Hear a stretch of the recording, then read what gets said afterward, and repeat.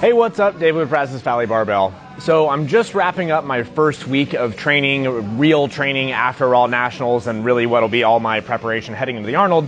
And I'm sure many of you have seen, and I get the question all the time, about what the device is that I always have attached to my barbell. So really what I'm going to talk about is the idea of velocity-based training and really just how it relates to RPE-based training. But I'll elaborate a little bit on the device, and I'll talk about some of the takeaways that really everybody, whether you have the device or not, can use to get your training to be a little bit better. So first of all, the device is called Open Barbell by Squats and Science. This is the very first iteration of all of their devices. I think they've had 3 or 4 since my first one that I have. So there's a lot more functionality and everything, but the device is really cool. And what it does is it gives me a number of different readouts. Really, there's 3 of them, but one that I really care about the most. So it'll attach to the barbell, and every time I stand up with the bar, it'll give me a new readout right there. The numbers that it tells me is it'll tell me range of motion, peak velocity, and average velocity. I don't really care about the first 2. Range of motion is one that I think people assume is going to be more valuable than what it is, but a lot of times that one can be problematic. Like with a squat, if you're judging your range of motion, let's say as a way of judging your depth, your back angle, your trunk angle may change, just your upper back tightness. There's a lot of things that can factor in to your range of motion rather than the height of your hip in the squat. So that one I don't really use a whole lot, but it's obviously in there.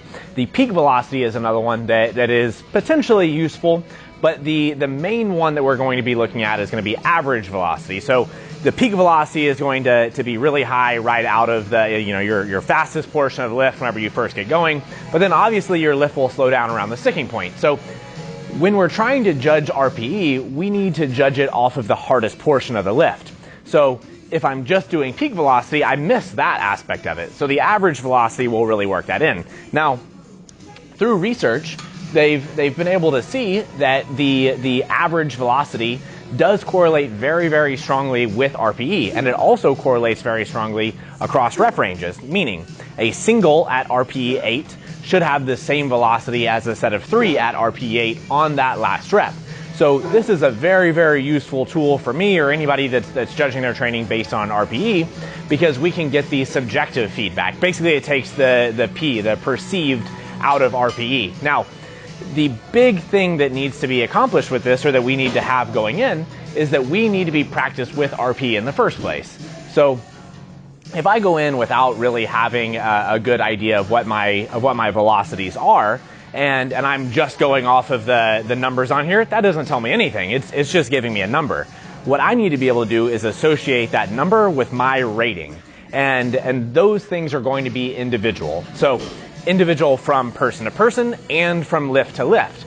So you would see something like my squat would have a much higher average velocity than my bench press at the same intensity. So my squat at an RPE 8 is going to be somewhere in the low 0.2 millimeters per second, while my bench press is going to be around 0.15. Those numbers don't mean anything on their own, but those are just numbers that I associate with those intensity ranges. It's also something that is going to be a little bit variable with the different the variations of the lifts. So during this week, I was doing competition squats and I was doing tempo squats.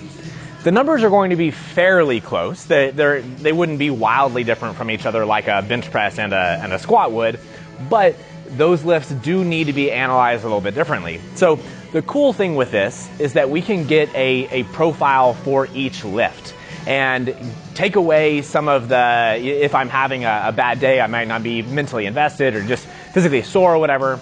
If we can include the feeling that I get, the video of what the lift is looking like so I can actually see what it looks like, and then include this totally subjective or objective rating of what my lifts are actually moving like on that day, I can create a very, very good idea or a very good profile of what my lifting is like and put the best weight on the bar every single day. Now, one of the major things that's really important with this is that every single rep needs to be moved with full intent.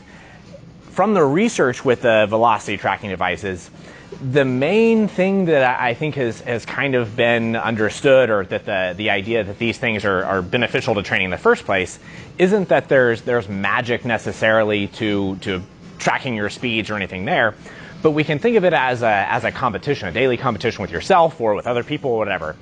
Me just attaching the device does two things for me. For one, it reminds me, it gives me an actual action that I'm doing, that I'm saying, I care about how hard this lift is. And so it helps me make good decisions. The other thing is that I know that the numbers that I'm seeing mean something as far as how I'm performing that day. So I try to do every single lift, all of my warm-ups, with totally full intent, moving everything as fast as I can. That is a major, major component of getting stronger. So one of the things that I work on with almost every one of my lifters is that there's a difference between a high intensity rep, or just one that you're a rep that feels difficult, but that isn't a total investment from you, and then the rep that you're really trying to accelerate through the sticking point, trying to move as fast as you possibly can, and really making all of your warm-ups feel difficult in that you're really giving it your absolute best effort. That is where this device, I think, has the biggest benefit in saying that we're going to rate this based on the speed of what the device is telling you. So while the device is a very useful tool for me tracking what the intensity is on a day-to-day basis, most of the time I'm able to get out of my set, and I can tell you exactly what the numbers are without me even looking at the device. I'm just good at RPE. I've practiced it a whole lot. I probably wouldn't need it, but I keep doing it just as a reminder to do the things that I talked about. So if you don't have access to one of these, the thing that you can do that I think will give you the same benefit that I'm looking for is move every rep with full intent.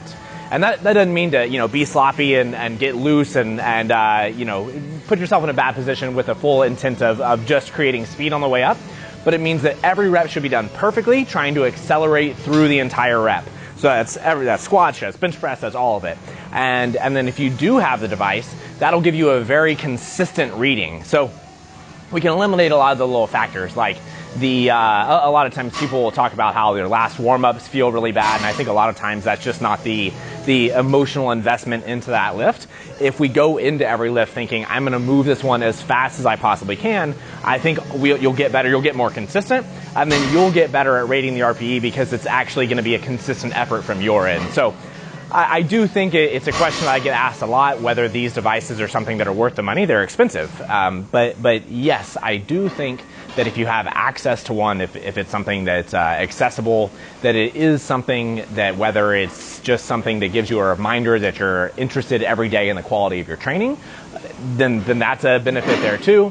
But it can be another big thing that can help you make good decisions and help put the right weight on the bar every day, and just give you a little bit more feedback on your training. So if you hear the term velocity-based training, sometimes coaches, it may be a little bit more advanced. I know I've never used it, and I've never had it assigned to me. You may have like a velocity stop. That might be something that's outside of powerlifting. Our movements are inherently slower, but you could use velocity stops. But in the end, it all comes back down to finding a way to grade the intensity that we're actually having on a day-to-day basis. So whether it's RPE-based training or velocity-based training, we're all kind of putting them into the same category. So I do think it's a useful tool. I think the benefits of using it are kind of outside of the device itself and more about just being honest with the loading that you're using, and then just really, really high effort on every single rep. So hope that was informative, and I really think that, instead of thinking that this is a magic fix, I think a magic tool to make your training perfect. I think these are things that you can do immediately. Is just start being deliberate about asking yourself if you are moving with full intensity, and rating those honestly, and then that'll lead to a lot of productivity in training. So if you like the video, give me a thumbs up, subscribe to the channel, and we'll see you next time.